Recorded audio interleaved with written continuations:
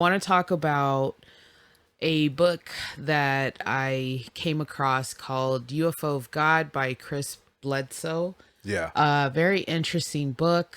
Uh, it's it's about this guy who started his own construction company. He did construction with his dad, and he was just a regular guy.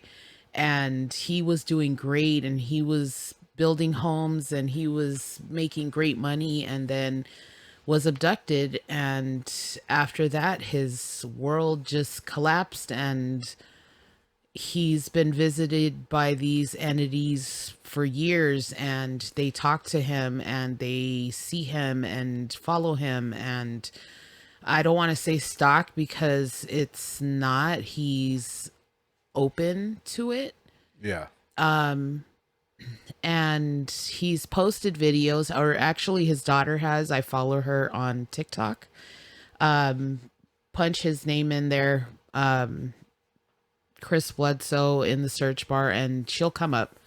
And she has posted videos and explained some of the stuff that they put in the book, images and whatnot. But it's actually a very interesting story about this man's life, and not only his life, but the things he's experienced with these extraterrestrials. And it's been acknowledged so much that he's had a meeting with Congress behind closed Hmm. doors. Like, what are you discussing? And he's gone to NASA, where no one Hmm. really gets an invitation to.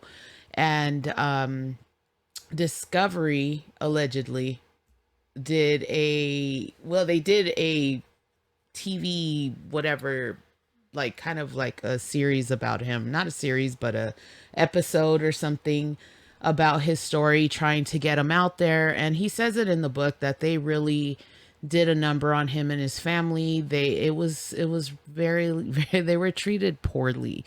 And I felt bad. I felt bad because they treated them so bad. And the Discovery show that they did made him out to look like he's crazy, like it's So not true. so from your perspective, what happened with this guy Chris Bledsoe, and how do you I mean like I'm sure you read the book cuz I haven't heard about it. I'm only hearing it from you. Well, it's interesting because we watched a show. No, it was, well, yeah, it was a show. It was a series by Steven Spielberg called Taken. Yeah. Yeah, I remember that. And it was the way he described a lot of the events that happened to him. It's kind of like how it happens for one of the characters in that show, where he comes across this one guy every single time with the like handlebar mustache, and Hmm. all of a sudden the circus is there and he's a part of the circus, and then all of a sudden this kid's abducted and he's being tested on and whatever. Yeah. And um and that's kind of what he went through, only his was owls. He would see like a giant owl, and that was them watching him. And he was married at a very young age, and his wife passed away on the way home, back home to him. I think there was a car accident or something, and she passed away. And he got there, and it was very sad or whatever. Sounds like the signs. But before that had Hmm. happened, he saw a sign. He saw an owl, and I don't. He doesn't know if it was like a warning to him or Yeah. whatever. So then, as time went on, he kept things kept happening where he's missing time. People are his son. He has a son, and his oldest son, I believe, and they had gone. I want to say fishing or whatever, and it was getting late, and um, all of a sudden they couldn't find him for like 3 hours. And when he looked, like it was like he blinked, and he was like, "What are you talking about?" And the son's like freaking out. He's like, "Where were you?" Like pissed off, "Where Yeah, were yeah, you? yeah. What were you Yeah, doing? of course. Like, we've been looking for you and blah blah blah." And he's like, "I was here. Like, what are you talking about? I've Hmm. been here." And he's like, "No, you haven't." He's like, "We've looked for you everywhere." And and slowly things started happening that would like he would get ill and they would put him on medication, but it Hmm. turned out the medication was making him sick, and he was just going through so much. And then the whole town, when the discovery thing came out, that the whole town that he lived in, like, he was disgraced by that. Ridiculed. Yeah. And he would go to church but kind of not want to because they all looked at him funny, and Yeah. they treat, which is so sad. Why do people do that? Like, I just don't get it. If that's what the man thought, just leave him alone. I mean, I'm sure I he don't see was. I don't see hold on. I don't see how that harms you in any way. I don't see how that affects your life. He's not living in your house doing anything. He's living in his own home providing for his own family, and he says something happened to him. Period. Well, I'm sure the man was sane as far as speaking.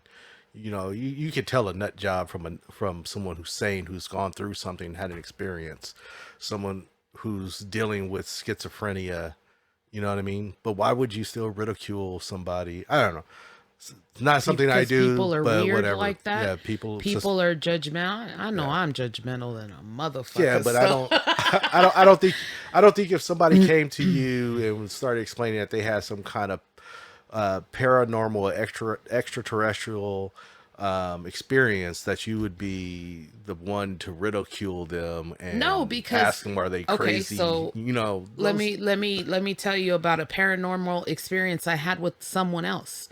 So I lived in LA, grew up in LA, and I was living in an apartment building. It was a duplex.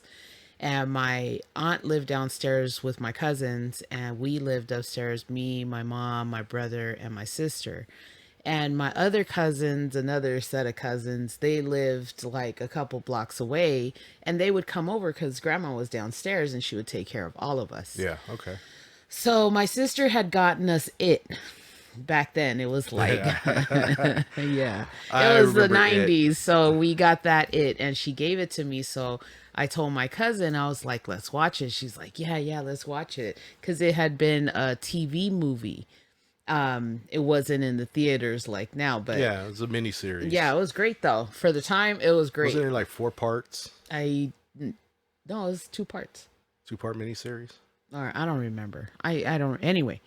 So we're up there, we're watching it, and she has a younger sister, and we're up there chilling, watching, and from the side, from our peripheral vision, we see someone jump from the hallway to the back of our love seat.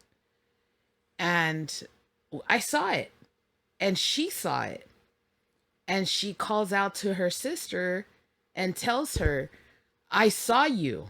Get out from over there. I'm going to tell my grandma. And nothing. There was no response. And then I looked at her and I was like, what the hell? And I'm thinking I'm going to hear her laugh. Yeah. Because she's younger. She was maybe, I want to say 6 or 7 at the time. Yeah. And I'm thinking I'm gonna hear her giggle from behind the couch, because it looked like her. It looked exactly like her, and there was no way for us not to see her Go get back. out. Yeah. Yeah, get out. Now we've seen where she was at, and there's no way of getting away from there. And so my cousin, she gets up, and she's angry because she's being ignored, because my younger cousin is ignoring her, and I'm like, oh, you're in trouble. My other cousin gets up, and she walks over angry, and she looks at me, and she's like, there's nobody here. I was like, what? She's like, there's no one here. And we got up and left the house. Yeah. We went I don't- downstairs. With the quickness, huh? Yeah. And that happened. Yeah. And I'm like, and we've never discussed it. I've never brought it up to her. I think we maybe discussed it one time in our life, because we're not that close, but we were back then. And Yeah. but it happened, and it was crazy. Yeah. It's interesting. So now when we tell the story, now it's the two of us telling this story. Now we both sound crazy. Now we're in cahoots telling this story. Both of you guys are crazy. Yeah. These crazy stories. But anyway, back to Chris Bledsoe. That's his name, right? Yeah. Sounds very interesting. It kind of reminds me of the movie Fire in the Sky. I forgot the guy's name. Yeah, I remember that movie. It's Travis something. Where kind of when he got abducted and when he returns, I think it was 5 days later or something like that. You know, he gets ridiculed as well. Yeah. Yes, because Well, you know, God forbid you actually see some crazy thing that actually happened and now you're a nut job. That's well, why I well, I mean, hold it on. was part of the propaganda from Hold on. That's from why I Operation liked Paperclip. what's his Dennis Quaid in Independence Day when they came and he was vindicated. I love when he feels vindicated finally, like, look, like it's happening, I had him it's question his own real. life. Yeah. Took him down this dark hole to Like he was an alcoholism. alcoholic and he didn't want to work and his kids had to be the adults and all of that, and it ended up being true. And even his kids looked at him like, oh crap, We were so wrong it about was you. real. And it was sad that he died, but he died, for mankind. Yeah. But whatever, it's a story. But yeah. Independence Day was a good one. I did not like the second one.